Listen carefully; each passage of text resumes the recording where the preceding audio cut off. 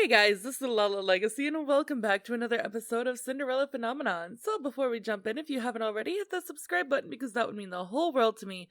And after this video, if you liked it, hit that like button too. Alright, let's get back in. When I open my eyes, it is Waltz I see. Even several years older, I still recognize him.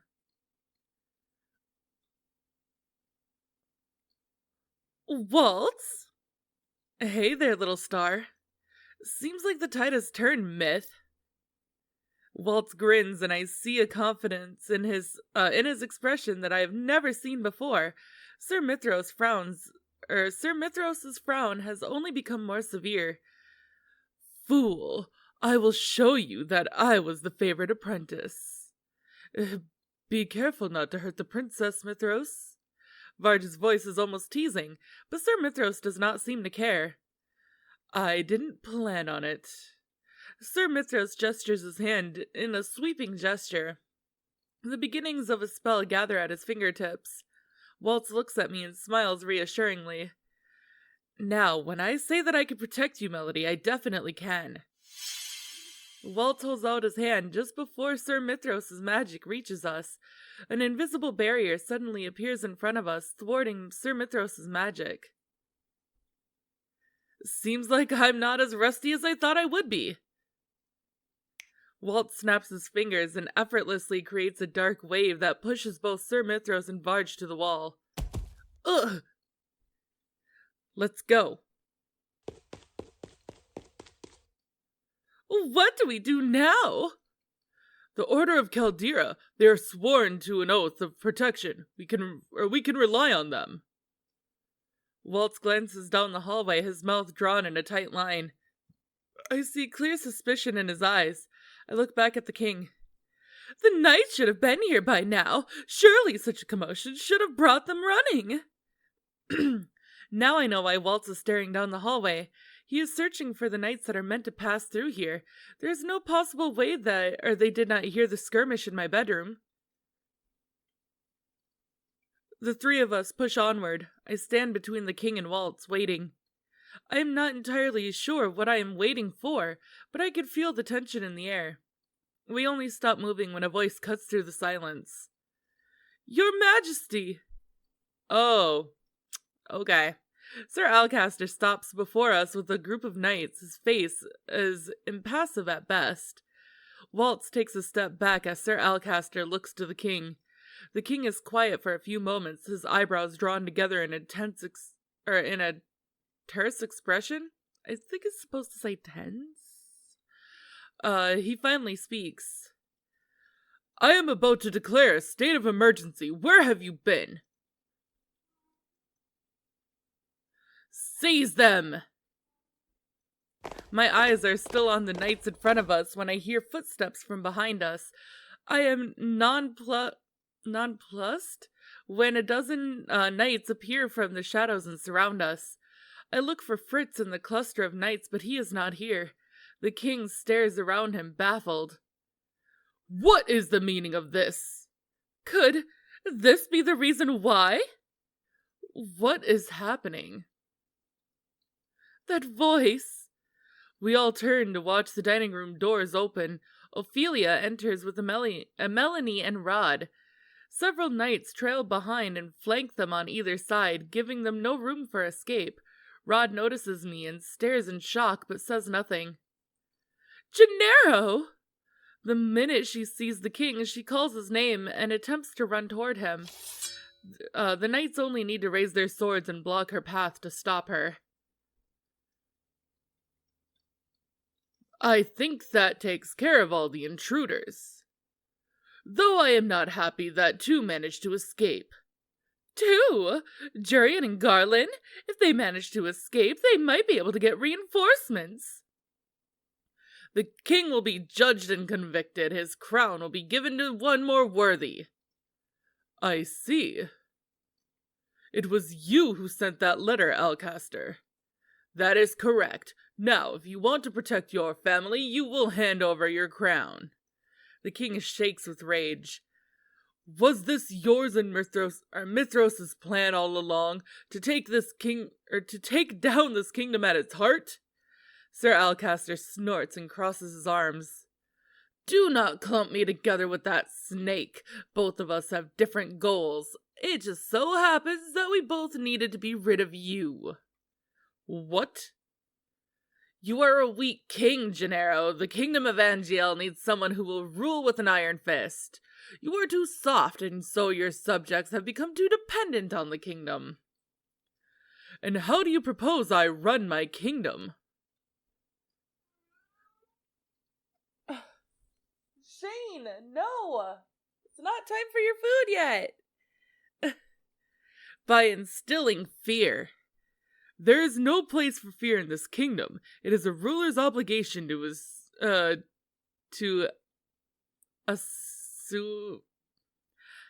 I don't know that word. The fears of his people. I cannot believe that you would do this, Sir Alcaster. Alcaster looks at me with disinterest. Melody, correct? I have no business with you, but I suppose Mithros does. We have been backed into a corner. What do we do? I feel for my pocket, my hand touching the smooth surface of a vial. I can still remember the potion that Parfait gave me before we left. I had forgotten I had this with me. Parfait told me to use the potion if we found ourselves in a difficult situation. She said it would give us time to escape. She did not even tell me what it does. I glance at Waltz, who is eyeing the knights quietly. But it is also possible that Waltz would be able to do something about this situation with his magic. We're going to use Parfait's potion. I reach into my pocket and slip the vial out. I open my fingers just long enough for Waltz to see it. He gives me a subtle nod before turning his attention to Sir Alcaster, who is still speaking with the king. I will make you regret your actions, Sir Alcaster. I threw the vial to the floor. The moment it shatters, a blinding white light envelops the room, forcing my eyes to close.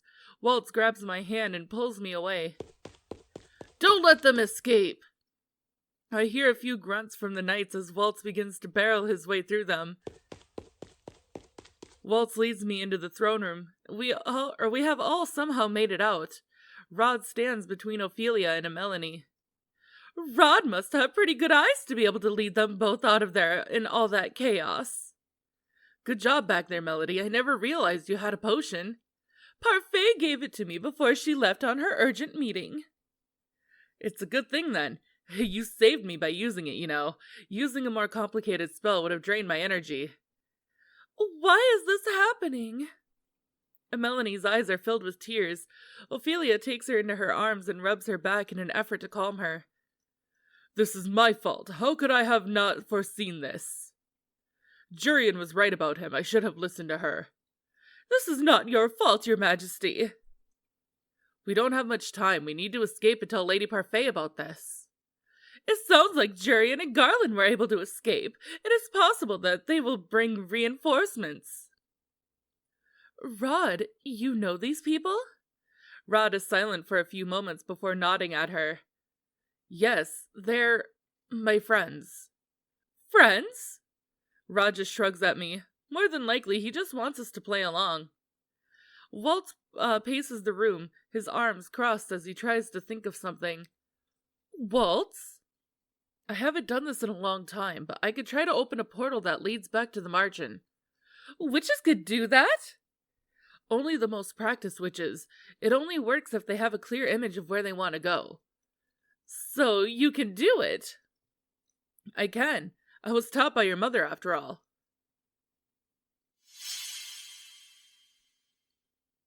Waltz starts waving his hand in front of him as he conjures a spell to open the portal. But the portal disappears as soon as it appears and fades again. Damn it. They are coming, Waltz! I'm doing my best, Princess. Waltz tries to cast the spell again. This time, the opening appears and stays. I did it! But this won't be open for long. Your Majesty, you must go first. No, let Ophelia and the children go first. Waltz nods as he ushers Ophelia and Melanie into the portal. Though Rod is reluctant to step inside, I force him into the portal before me. I can't keep the portal open much longer, Melody. I can manage one more person before I need to recast it. Your Majesty, you must go! No. What? I do not have any intention of leaving. To leave this place is to abandon my kingdom. I will not flee like a coward. I will protect my throne until my last breath. But that would be suicide! He will not kill me. He may have managed to sway the order, but I have the people on my side. Killing me would cause an uproar, and that is the last thing he will want. But if the king escaped, he would be able to fight from the outside. The castle and his crown are symbols, but he is in danger if he stays here alone. I glance at Waltz and notice him, pawing. I could tell the magic is sapping his strength, making him weaker. I ball my hands into fists. I cannot leave the king here by himself. He is the king and I am the crown princess. Waltz, you will come back for me, right? What are you... Before he can react, I put my hands on his back and push with all the strength I can muster. Waltz stares at me in horror as he falls into his portal. I am sorry. Waltz disappears and the portal collapses in on itself, leaving me with the king. Both my mind and heart are numb as the knights approach, ready to surround us. The king and I sit on the floor with our hands tied behind our backs. There are two knights standing by the door to watch over us. I look at the king, who remains as quiet and solemn as before. He has been so calm. Does he have a plan? Why is it that you chose to stay with me? I am surprised when he finally breaks the silence. Because there are questions I need answers to. Besides, I cannot just leave you here. I have many things I need to ask you. King Gennaro falls silent and he stares at me. The gold of his eyes clearly reflects my own. I had never realized how similar our eyes were. Is it true? Are you really my daughter? Yes, I was given the fairy tale curse and turned into a peasant. My title was stolen from me, and from the minds of the people. No one remembers who I am anymore. Cinderella? How did you know? I've noticed the glass slipper necklace on your neck, but the other slipper seems to be missing a piece. A piece? I look down and stare at the second slipper. My eyes widen when I notice that the piece is bigger. But when did this happen? I consider and recall the moment I broke Waltz's curse. Was it when I broke Waltz's curse? This means I only have one more deed left to complete, but my birthday is tomorrow. Are you all right? Yes, I am just worried. You have been through so much today. Try and get some rest. You must reserve your energy. I am unsure what he means, but either way, there's no way I could possibly sleep now. At least, this is what I tell myself. But as minutes pass by, I feel my eyes getting heavier. Eventually, I drift into a dreamless sleep. Melody, you must wake up. I blink a few times, and when I come to, I find that I am leaning on the king's shoulder. I fell asleep. The king glances back to the door, his eyes narrowed slightly as he takes a deep breath. It is time to go. What? I turn toward the front doors and realize that the knights guarding the room are missing. They will be back soon. We must hurry. I'm surprised when the king pulls out of the ropes that were binding him. He holds a small knife in his hands. How long has he been out of his bindings? When did you free yourself? I think I have been sorely underestimated. I have been trained just as well as the knights. It goes without saying that I could get myself out of bindings. I am not so weak that I need to depend on others to protect me. It sounds like something I would say. But where did you get the knife? They made sure to take everything we had that could have been a weapon. Would it suffice to say that I pulled it from a hidden spot? Not many people think to look in a person's boots. The king leans down to cut my bindings, then lowers himself to the ground. His fingers brush the floor. What are you doing? Finding the keyhole. Ah, here we are. He pulls a small key from his pocket and fits it into the crevice in the floor. The floor gives a gentle, audible rumble. The king pulls the tile from the floor, revealing a hidden staircase. There was a hidden staircase here, in the floor. An escape route, if one were ever needed. Only I know of its existence. Now we must go before they return. I nod and follow after him. The king sets the panel in place as we descend down into darkness. The floor rumbles once more as the hidden pathway closes behind us. Both of us walk in silence for some time. The only sound we hear are the echoes of our footsteps. I am behind the king, staring at his back. He seems to have already recovered from his earlier injury. Or he could just be pretending that he is all right. How is your back? Doesn't hurt as much now, thank you for asking. Silence ensues once more. This is getting awkward. Maybe I should say something. Yeah, we're gonna say something. I cannot stand the silence any longer and speak up before I lose my nerve. I am sorry. Why are you apologizing? Because I have done nothing but cause you trouble. Rod told me once that when I disappeared, the king was the happiest he'd ever been. Because I was not there. I am sure if you had been given the chance to forget me or not, you would have chosen to forget me. No, it feels like I have been the cause of your pain, not the other way around. I feel as if I should be the one apologizing. I have been wondering for a while. If you are indeed my daughter, why do you address me by title? Do you not call me father? I stop in my tracks and turn away.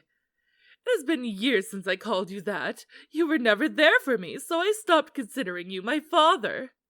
A deafening silence falls upon us. I am sorry. Can you tell me why you distance yourself from me?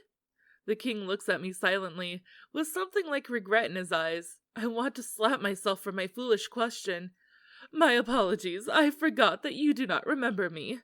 You know, I have learned many things since I have been cursed, but the things I have learned do not answer my questions. I had thought that by staying here, I would finally chance upon some answers, some truth.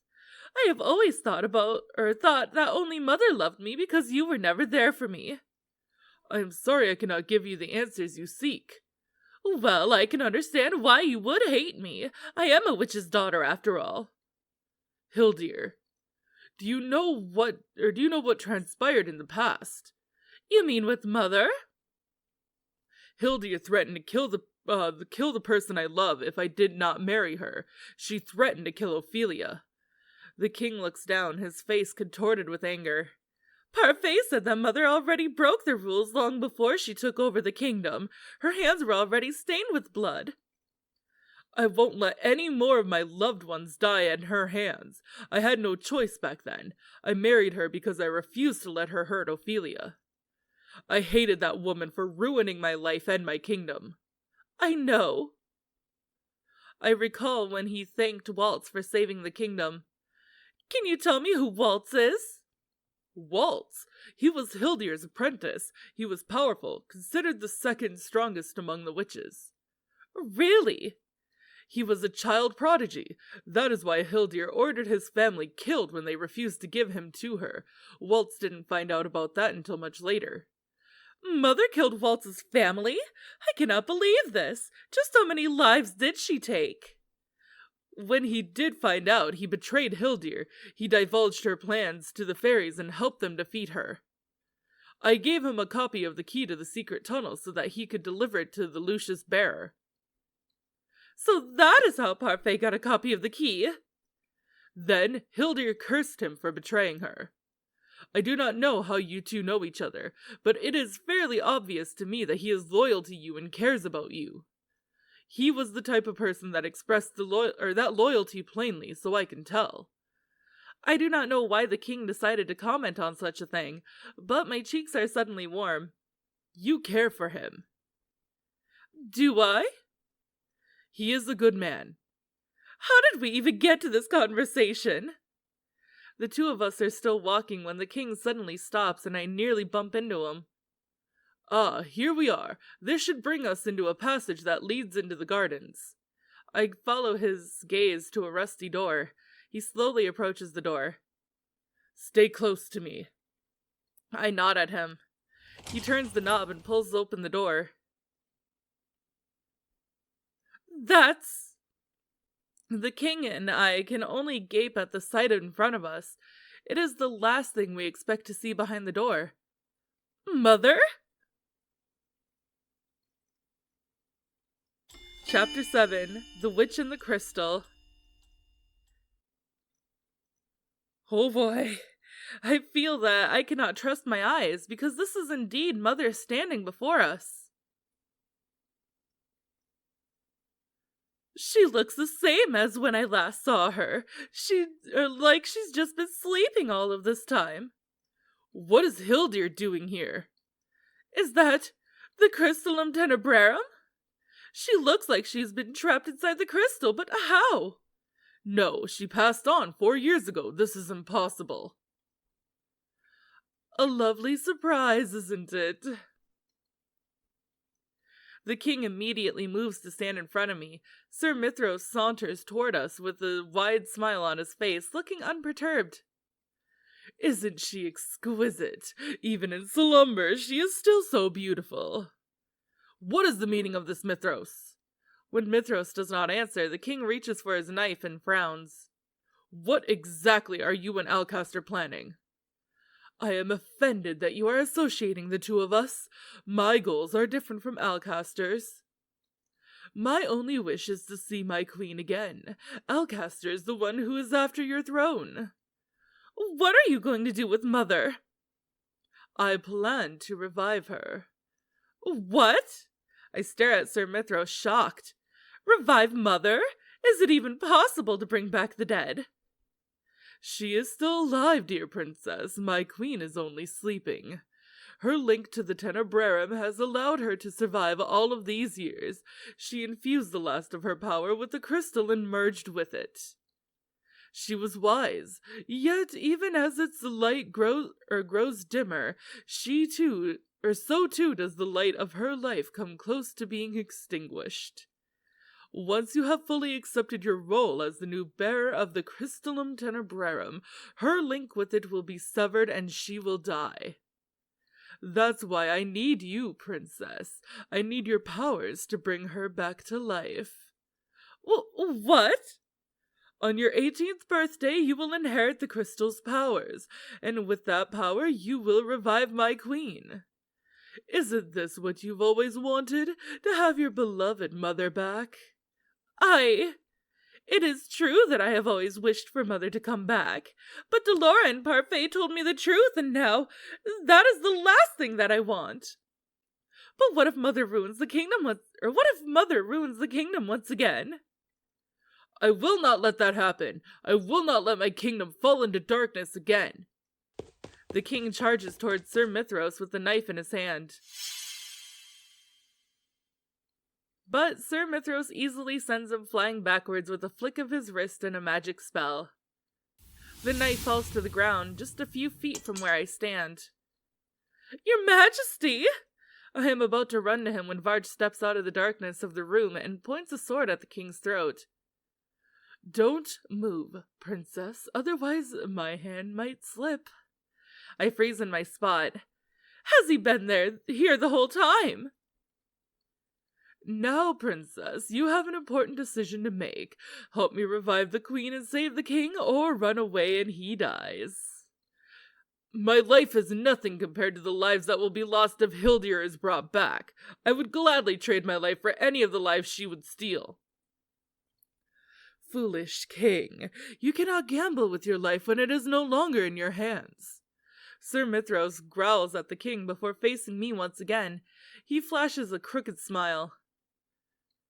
How about it, princess? we're of course gonna decline. I cannot let Sir Mithros kill the king, but I cannot let him revive Mother either.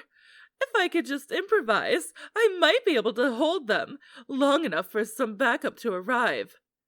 I catch a glimpse of the king's knife, which is just a few feet from me, when an idea strikes me. Waltz, Parfait, Delora, they have to come for us. I refuse. What? Sir Mithros looks at me, irritated. The king, however, looks relieved. The king's blood shall be on your hands, then. Varge? I quickly lean down and pick up the knife and hold it to my neck. Princess, what are you planning to do with that? Put that down before you hurt yourself. Let the king go, or I will kill myself. I know you need me to revive Mother. Ha! Don't take me for a fool, princess. I know you don't have the courage to die a martyr. Annoyance simmers within me. Oh, are you sure of that? I swallow as I press the blade to my neck. I feel the sharp edge cut through my skin, but the blade does not go deep enough to hit any vital parts. I cringe as my body is racked with pain and tears blur my vision. I am scared. You fool. Sir Mithros' face is pale as he attempts to step toward me. Now you see my resolve. Let the king go. Mithros? Mithros curses under his breath, his outstretched hand clenching into a tight fist before he draws it back. It's working! I feel myself relax, but my hope is short-lived and foolish. Mithros casts a spell and the knife goes hot in my hand. A scream escapes my mouth as I fall to the floor and clutch at my injured hand. You have been a very bad princess. Your mother would be very disappointed in you. I glare at Mithros, but he only clicks his tongue, face stern. This would have been so much more pleasant if you had chosen to work with me, princess. I will get what I want, princess. Even if I must break you to revive my queen, I will do it. I will suffer the consequences for it later. Mithros turns to Varge. Varge, put them both in the cells. I take a few steps back as Varge approaches us. All I manage to do is back myself into the wall. Varge looks at me amused, like a cat toying with a mouse. He takes another step, but I do not get to see the movements he makes afterwards. A bright light engulfs the area.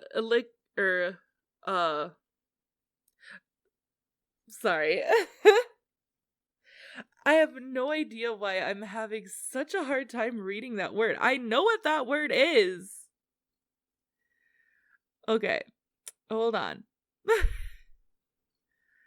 Eliciting. Okay, I didn't even bring up the thing, and my brain started working. Eliciting an agitated hiss from Mithros. Magic, but how? When the light clears, Varge is still standing, his eyes are on my feet. I follow his gaze. Ooh! My shoes have been replaced with 2 beautiful glass slippers. I broke my curse? What did I do? The king looks at me, his eyes hazy. He opens his mouth to speak, but then stops when Mithros comes to hover just above him, his expression fixed into a glare. Oh, how charming. But your broken curse will not help you now, princess. Now be a good girl and allow Varge to escort you to your cell. Varge takes us to one of the prison cells and locks us up. This time, be a good girl and don't try to escape. I scowl at him. He only smirks in response. Feisty as always. He flashes me a lopsided smile before taking his leave. Melody! The king quickly takes my hand in his and pulls me down to the floor to sit beside him. He reaches into his pocket and then withdraws a handkerchief. What is he doing? He neatly folds the cloth and leans towards me. I cringe back on reflex. He gingerly presses the handkerchief onto my injured skin. I cringe as I feel the pain. I am so sorry, Melody. Your injury is my fault. You have nothing to apologize for. I did it to save you, and yet here we are. I am the one that owes you an apology. I turn my gaze away in shame. The king cups my cheek and turns my head so that I am facing him. The gesture is so gentle it moves me to tears. A father should be the one to protect his child. Always. Oh my god! His face is twisted in pain as he stares at me, eyes brimming with tears. I see the recognition in his eyes. Having reunited with my father like this makes me realize that I still cared for him. Please forgive me. I already have. The words take a great weight off my heart. It is as if the ice that has been shrouding it for so long is finally melting away. Without another word, my father throws his arms around me, trapping me in a warm embrace. This is the first time he has ever hugged me. I feel tears brimming in my eyes, and soon I am crying as I bury my face into my father's shoulder. I'm sorry. Please forgive me, my dear daughter. We stay like this for what seems like a lifetime, leaning against each other and crying, silently asking for forgiveness. Once we are more relaxed, I sit down beside my father and tell him what has transpired since I was cursed. His expression becomes darker with every word that I speak. You have suffered so much, and I have not been able to ease that suffering in any way. No, my life as a commoner showed me things I had never appreciated before. It was more fulfilling than my life at the palace. The moment I became cursed might be the first moment I started truly living. I take a deep breath as I contemplate the question that has been in my heart all this time. Your Majesty, have you ever loved me? I am terrified, but still I force myself to look right at the king. I have always loved you, Melody. I value you more than my own life. You are my everything, my daughter. I blink at him, my eyes filled with tears. I have waited so long to hear those words from you. If you loved me, why were you not here for me? Why did you let Mother do this to me? Was it because I was her daughter? It is true that you are her daughter, but you are also mine. I don't even remember how we... His voice trails off and he avoids my eyes. He sighs softly. I was put under a spell that night. Months later you came along. I thought I could never bring myself to love you, not when you were the witch's daughter. But you were different. She was darkness and you were light. And then she corrupted you. Hildir forbade me to get close to you. She was afraid that I would influence you to betray her. She told me that she would steal you away completely if I ever approached you. I couldn't bear the thought of losing my own daughter, so I did as she demanded. I had to watch you grow up from afar. I had to push you away. The only thing I could do for you was to help you celebrate your birthday every year. The birthday surprises every year. The letters that led to the secret birthday rooms. Those surprises were always the highlight of my birthday. This whole time it was you who planned those surprises? I could not let you know that it was I who planned those surprises. The beautiful smile that you had on your face when you saw all of your gifts was more than enough. I'm really sorry for everything, Melody, for not being a good father, for not being there for you, for pushing you away. After your mother died, he pauses and then shakes his head. After I had thought she died, I thought I might make it up to you, but I failed miserably as your father. You were already so far away from me. I tried to get close to you, but I drove you away. I do not blame you. I think back to all those times when he tried to talk to me or approach me. I would always walk away or refuse to talk to him. Because I hated him. I was convinced he didn't love me. I tried, but I tried too late and not hard enough. I should have tried to better understand you. I should have tried harder to see what your mother had done to you. I have never expected any sort of forgiveness, and yet you still gave it to me. But now I am at a loss for what I could do to make it up to you. But you're here now, right? I smile at him hesitantly, and he smiles back.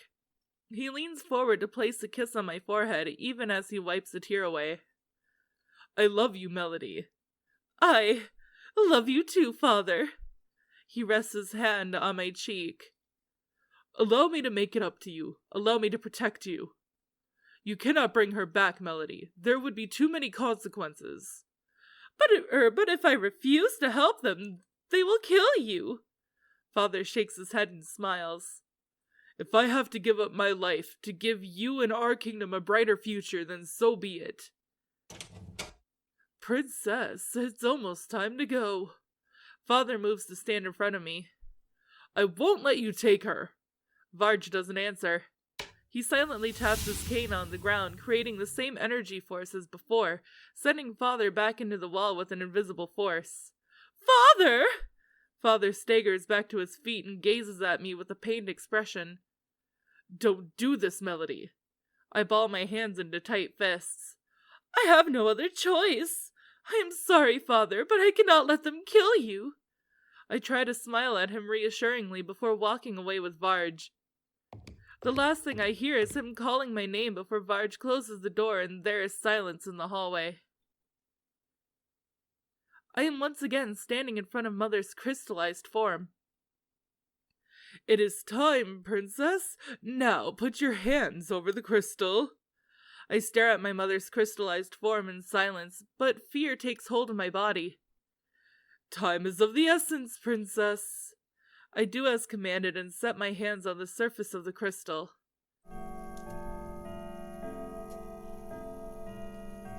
Moments later, the clock strikes 12 and my body suddenly grows heavy. A strange power begins to flow through me.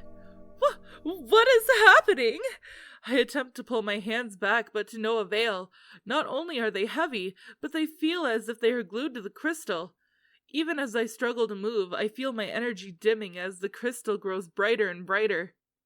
Yes, yes! I blink a few times as tears begin to sting my eyes. I bite my lip in an attempt to keep myself from falling unconscious, and the effort only makes me taste blood. Melody! Damn! Out of the corner of my eye as I catch a glimpse of Waltz by the door, his hand glowing as he prepares to cast a spell. Waltz! Waltz's eyes meet mine, his expression contorting in anger as he turns to glare at Mithros. This is madness, Myth! You're too late, Waltz. Just a little bit more and the energy transfer will be complete, and my queen will be free from her prison. I won't let you do this. Waltz releases his spell at Mithros, who quickly conjures a shield to protect himself. I feel so weak. I feel my knees giving out. The next thing I know, Waltz stands beside me with the dagger. He drives the edge of the dagger into the tenebrarium's surface, cracking it slightly. Then I am free. Waltz catches me in his arms just before my body hits the floor. Stay with me, Melody. My body relaxes when I feel his arms around me. I squint up at his face, but his features are blurry. I have to blink a few times to clear my vision. I knew you'd come back. Thank you for trusting me. I will always come back for you, no matter the risks. Thank you. Don't speak, Princess. Save your strength. How did you get in here? What? It looks like we made it just in time. Parfait steps through a hole in the wall that her outburst of magic created. She looks solemn. You... How dare you show your face here, you who tried to kill my beloved queen? Kill?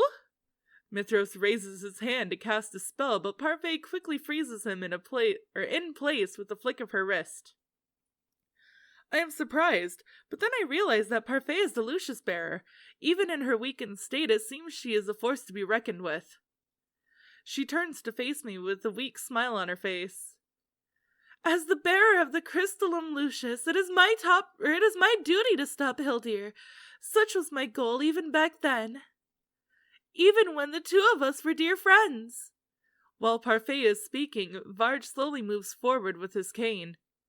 He seems just about ready to bring it down to the ground when Parfait turns in place and casts a spell. The magic hits the cane head-on, shattering it on impact. Varge, however, seems surprisingly calm. It is a good thing that wasn't the only weapon I had, huh? Varge suddenly charges towards Parfait. Something silver and sharp glints in his hand. Parfait doesn't even move as she casts another spell, knocking Varge back against the wall. The knife in his hand clatters to the ground. Varge staggers back to his feet. The mask covering his eyes fall from his face as he stands. When he looks up, I feel my blood turn cold.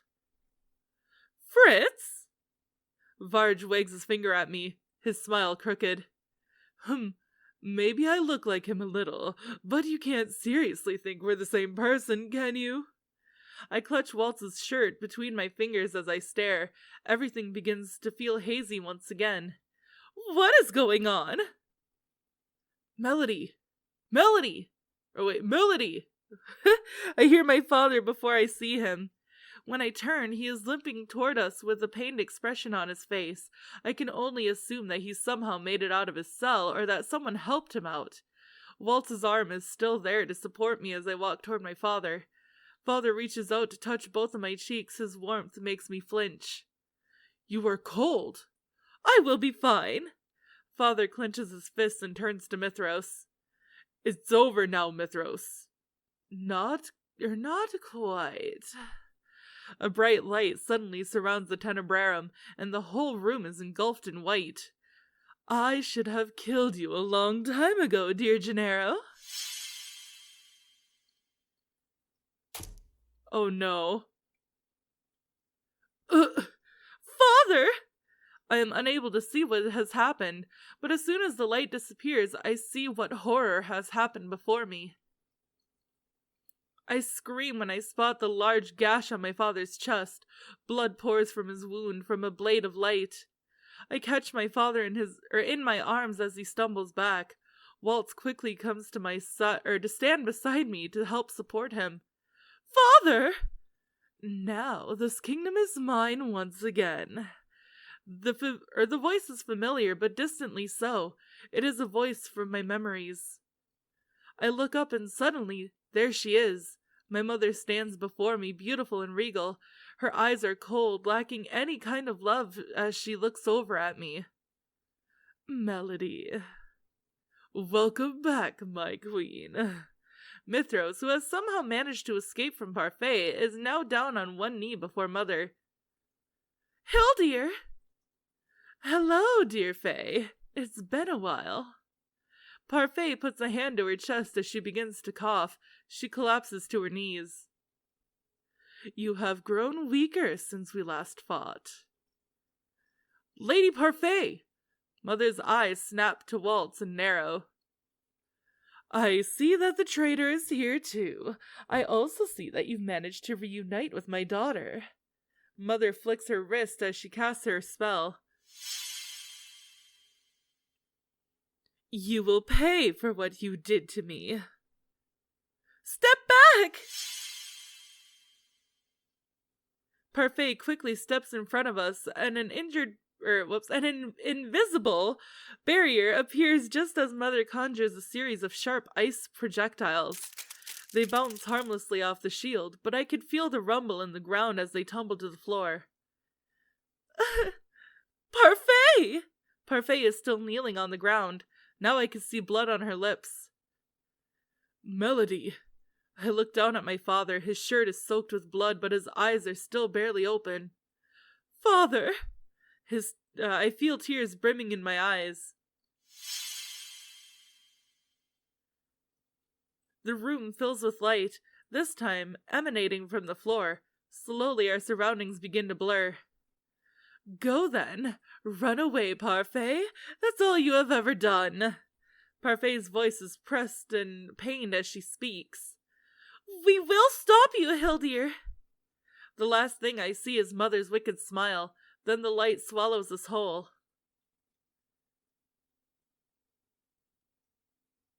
When the light fades, we are back in the margin. Parfait is still on the ground, though now she seems like she might sink into it. Lady Parfait! I'll be fine. Just call Rumple, quickly. Waltz darts from the room immediately. Father, please, hold on! My father's clothes are now dyed with thick crimson that stains my hands and dress. Moments later, Waltz returns with Rumple. He rushes over to the king the moment he sees him. Rumple tears my father's shirt open, revealing a deep wound on his chest. He quickly looks over his body, then attempts to apply pressure to the wound, but the bleeding does not stop. He's lost too much blood. Can't you do something? I will do my best, but there is only so much I can do, Princess. I cannot perform miracles. But that is all the time that I have for this episode, guys. So if you liked it, hit that like button down below, and if you haven't already, subscribe. I love you guys so much, and I will see you next time. Bye!